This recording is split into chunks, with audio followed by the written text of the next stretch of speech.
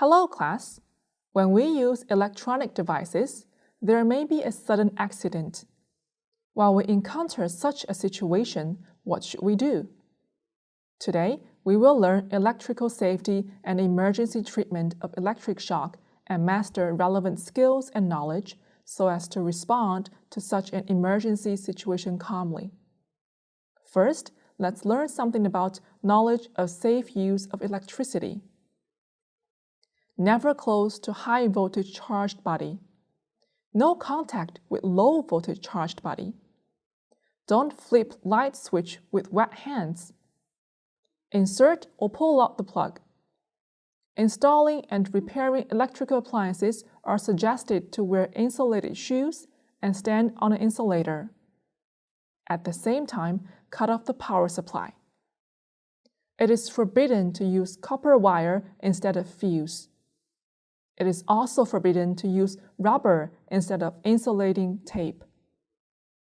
In a thunderstorm, it is best not to use the radio, video recorders, televisions, etc. And it would be better to unplug power cord. Don't use the phone for the time being. If you must use it, please use a speakerphone. It is forbidden to connect wires without permission. Students are prohibited from using dangerous electrical devices in their dormitories, such as electric stoves, water heaters, etc. Do not overload the power supply. The total current of household electrical equipment must not exceed the maximum rated current of the electricity meter and power supply line. The dedicated grounding pin on the 3-prong socket should be connected to a dedicated protective grounding wire. The neutral wire should be specifically drawn from the power source and should not be connected nearby using the neutral wire introduced into the socket. If someone is electrocuted, how should we conduct emergency first aid? In case of electric shock, we should remain calm and quickly take emergency measures. For different injuries, we need to adopt corresponding first aid methods. Rescue urgently and never give up until medical personnel arrive. The key points of electric shock first aid are quick act and efficient emergency treatment. If someone is electrocuted, the first step is to promptly remove the person from the power source and then administer first aid based on the specific situation. Separated from power supply. After a person is electrocuted, he or she may grab onto the live object due to muscle spasms and be unable to free themselves from the power source. There are various methods to disconnect from the power source, and the specific approach should be determined based on the on-site conditions. Methods of disconnecting from low voltage power supply. A. Switching off electricity. Nearby locations where electric shock occurs may have power switches or plugs. You should immediately pull the switch or unplug the device to cut off the power. Cable pull switches and level switches can control only one wire, possibly cutting off only the neutral wire and not disconnecting the power supply. B. Cutting off the power cord.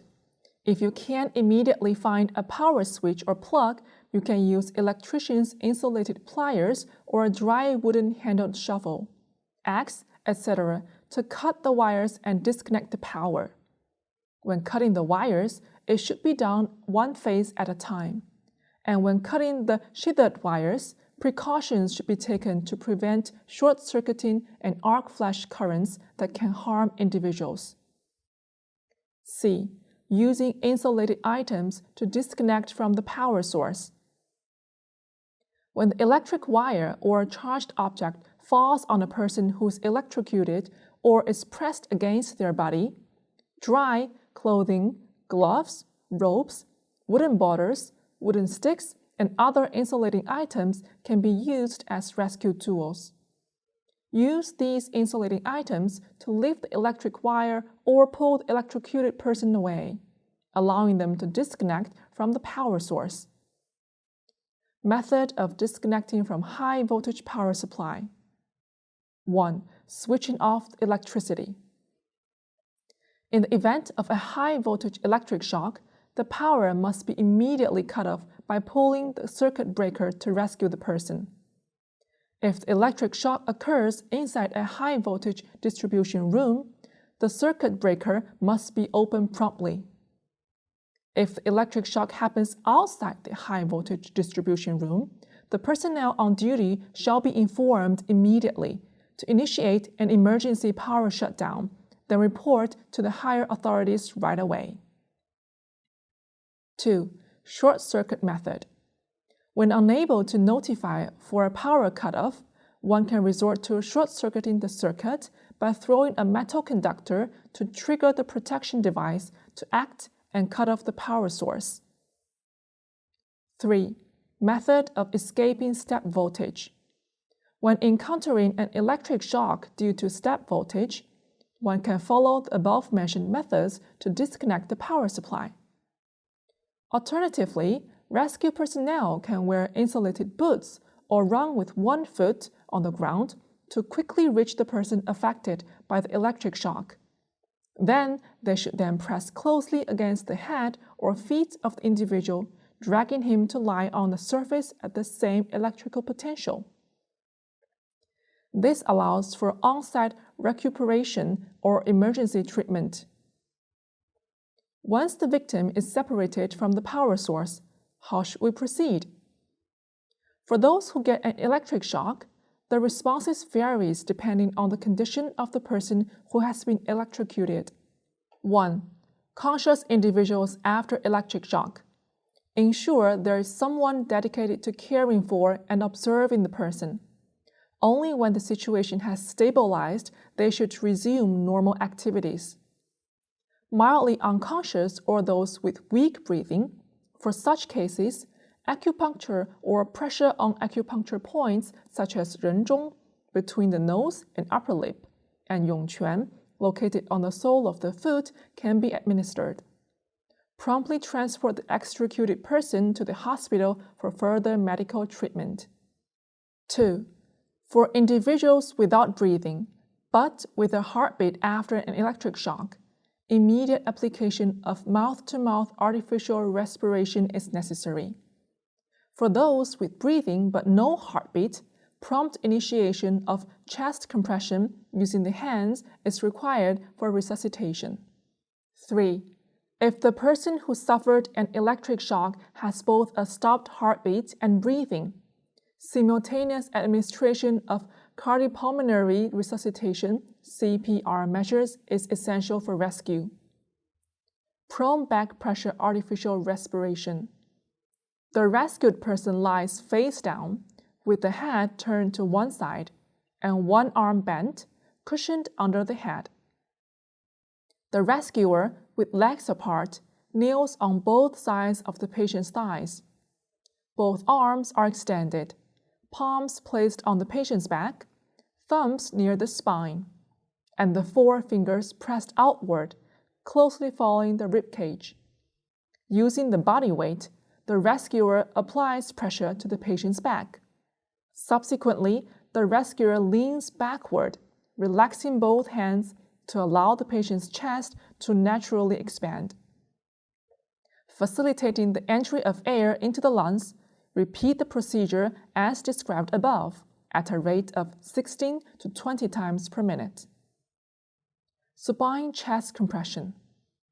The rescued person lies supine, with a pillow placed under their back, to elevate the chest and both hands stretched straight.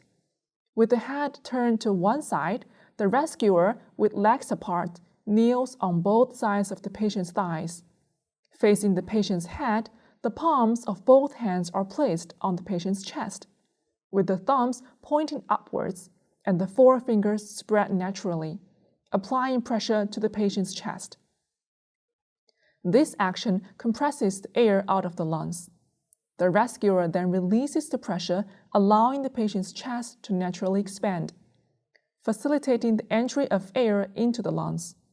Repeat this process, performing the maneuver 16 to 20 times per minute. cardiac compression. When the electric shock victim's heart stops beating, immediate rescue using cardiac compression must be performed as follows. 1. Unfasten the clothing of the electric shock victim and lay him supine on the floor, with the head titled backward, adopting a posture similar to that of mouth-to-mouth artificial respiration. 2.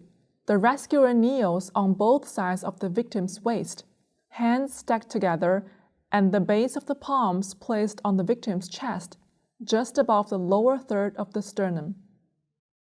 3. Apply force vertically downward with the palm base towards the spine, compressing at a rate of 1 compression per second, ideally reaching 60 compression per minute. 4. After each compression, quickly release the pressure, allowing the victim's chest to automatically recoil. During each release, the palm base does not need to completely leave the chest. Taking into account all the learning above, let's contemplate. What is the foremost priority in providing first aid for an electric shock? More knowledge next time.